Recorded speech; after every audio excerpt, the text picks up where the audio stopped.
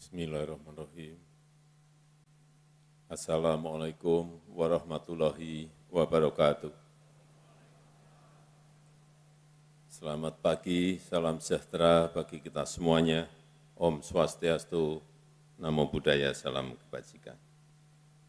Yang saya hormati Ketua dan Pimpinan Lembaga Tinggi Negara, yang saya hormati Ketua dan Pimpinan KPK, beserta Ketua dan anggota Dewan Pengawas KPK, yang saya hormati para Menteri Kabinet Indonesia Maju, para Kepala Lembaga Pemerintahan non-kementerian,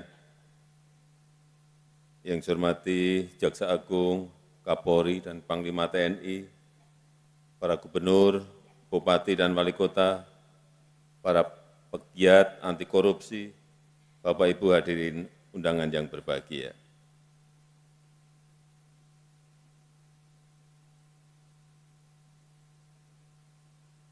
Korupsi adalah kejahatan yang luar biasa, yang menghambat pembangunan, bisa merusak perekonomian bangsa, dan juga bisa menyengsarakan rakyat. Kita tahu di negara kita, periode 2024 sampai 2022, sudah banyak sekali dan menurut saya terlalu banyak pejabat-pejabat kita yang sudah ditangkap dan dipenjarakan. Tidak ada negara lain yang menangkap dan memenjarakan pejabatnya sebanyak di negara kita Indonesia.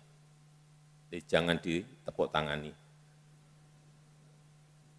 Catatan saya, 2004 sampai 2022, yang dipenjarakan karena tindak pidana korupsi. Ada 344 pimpinan dan anggota DPR dan DPRD, 344, termasuk Ketua DPR dan juga Ketua DPRD. Ada 38 menteri dan kepala lembaga, ada 24 gubernur dan 162 bupati dan wali kota. Ada 31 hakim, termasuk hakim konstitusi. Ada 8 komisioner,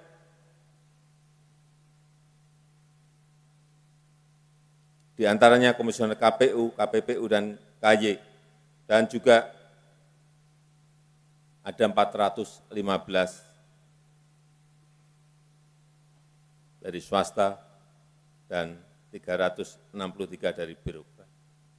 Terlalu banyak. Banyak sekali. Sekali lagi, carikan negara lain yang memenjarakan pejabatnya sebanyak di Indonesia.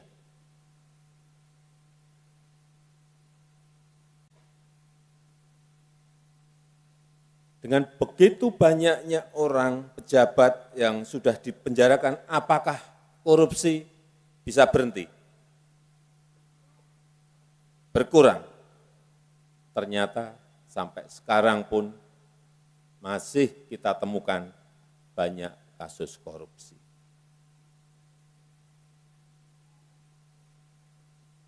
Artinya ini kita perlu mengevaluasi total. Saya setuju tadi yang disampaikan oleh Bapak Ketua KPK, pendidikan, pencegahan, penindakan, ya, tapi ini ada sesuatu yang memang harus dievaluasi total.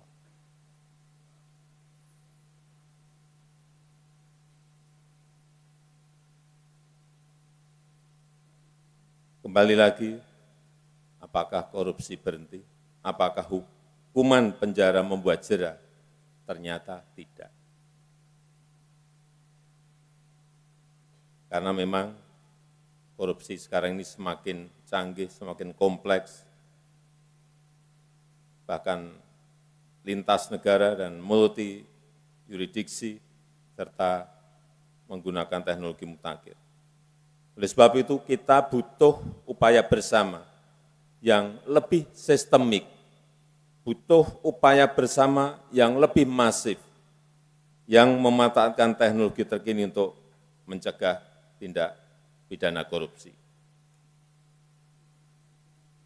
Kita perlu perkuat sistem pencegahan, termasuk memperbaiki kualitas SDM, aparat penegak hukum kita, sistem pengadaan barang dan jasa, sistem perizinan, sistem pengawasan internal, dan lain-lainnya.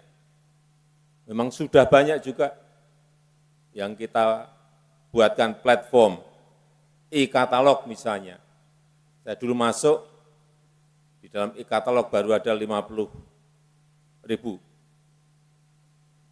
barang yang dimasukkan. Sekarang, saya tadi pagi minta laporan dari Kepala LKPP, sudah 7,5 juta barang yang masuk ke e-katalog. Ini lompatannya sangat cepat sekali. Kemudian juga online single submission. Jangan sampai ketemu pengusaha dengan pejabat. Ini juga sangat membantu. One Map Policy, saya kira memang belum selesai, tetapi sudah 60-70% selesai, dan 2024 ini akan kita selesaikan. Ini akan sangat banyak membantu memagari orang untuk tidak korupsi. Pajak online, saya kira juga sangat bagus. Kemudian sertifikat elektronik juga bagus. Semuanya dibuatkan aplikasi platform yang baik dalam rangka memagari agar tidak terjadi korupsi. Tadi Pak Ketua juga menyampaikan, Bapak Ketua menyampaikan mengenai SIPD, juga pencegahan. Kemudian sistem logistik nasional, coba dibandingkan sebelum dan setelah ini, apa yang telah kita perbaiki. Simbara untuk batu bara dan kemudian nanti akan masuk ke nikel, boksit, ke tembaga, saya kira ini akan juga kita bisa mengontrol berapa banyak sebetulnya sumber daya alam kita yang sudah dieksploitasi, kemudian diekspor dan lain-lainnya. Yang terakhir mengenai penguatan regulasi di level undang-undang, ini juga diperlukan. Apa? Menurut saya, undang-undang perampasan aset tindak pidana ini penting segera diselesaikan.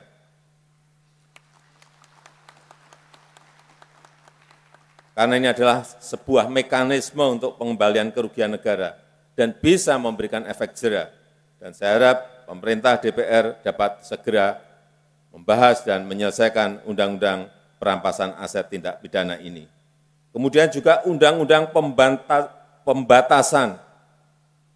pembatasan transaksi uang kartal yang mendorong pemanfaatan transfer perbankan. Ini semuanya akan lebih transparan, lebih akuntabel, juga sangat bagus. Dan dalam peringatan Hari Anti Korupsi Sedunia ini, saya mengajak kita semuanya, mari kita bersama-sama mencegah tindak pidana korupsi dan bisa memberikan efek jera kepada para pejabat yang melakukan korupsi. Saya rasa itu yang ingin saya sampaikan dalam kesempatan yang baik ini. Terima kasih. Wassalamualaikum warahmatullahi wabarakatuh. Waalaikumsalam warahmatullahi wabarakatuh. Selanjutnya, mohon berkenan prosesi pemukulan gendang tekno. Mohon berkenan untuk mendampingi Seskap, Mendagri, Menpan RB, KSP, Ketua KPK, Panglima TNI, Kapolri, Jaksa Agung, penjabat Gubernur DKI Jakarta.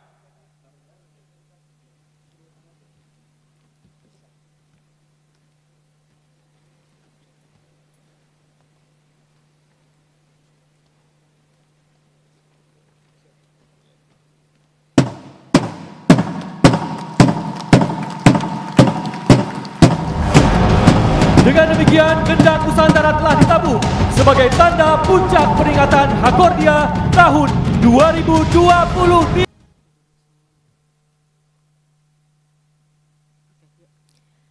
Sebagai